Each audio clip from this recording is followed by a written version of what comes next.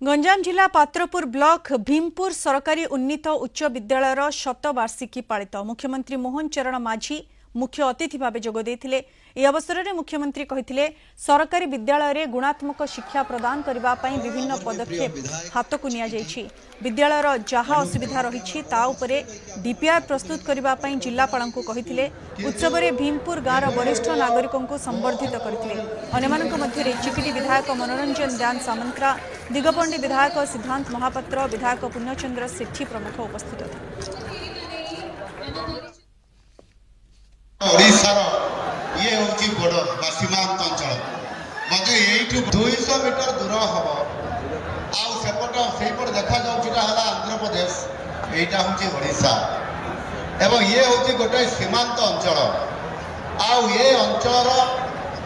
Basically सीमांत अंचल रे शिक्षा दीक्षा विकास सेवा किछि हेई पारि नथाय साधारणतः भाव रे किंतु आज सौभाग्यर कथा ये अंचल वरेण्य व्यक्तिवृंद महानुभवगण जो माने शिक्षार आवश्यकता लोक मानकर मुख्यमंत्री बोलिक जो समस्त कहते सी आज देखा जे छोटिया गाँव हेल्ले से आम कथा रखी आ से प्रशंसा कर स्कूल उन्नति कामना कर कारण यही विद्यालय गाँव में स्वाधीनता संग्रामी अच्छी कला संस्कृति भरी रही 100 वर्षर स्कूल निश्चित भाव में ये भव्य कार्यक्रम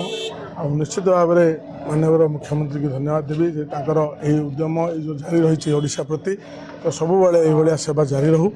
आ निश्चित भाव में भगवान मंगल कर। बहुत बढ़िया खुशी थी आसी मैंने ओडिशार माननीय मुख्यमंत्री आम गहन उपस्थित रही बहुत भल माने आम जहाँ जहाँ डिमांड रखी सब डिमांड को कार्यकारी करने प्रतिश्रुति देते आम पिला माने आमर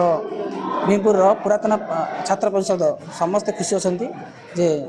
ये अंचल को माने ओडिशा आंध्र सीमांत अंचल आसी मुख्यमंत्री पाद पकड़े समस्त बहुत खुशी अच्छे।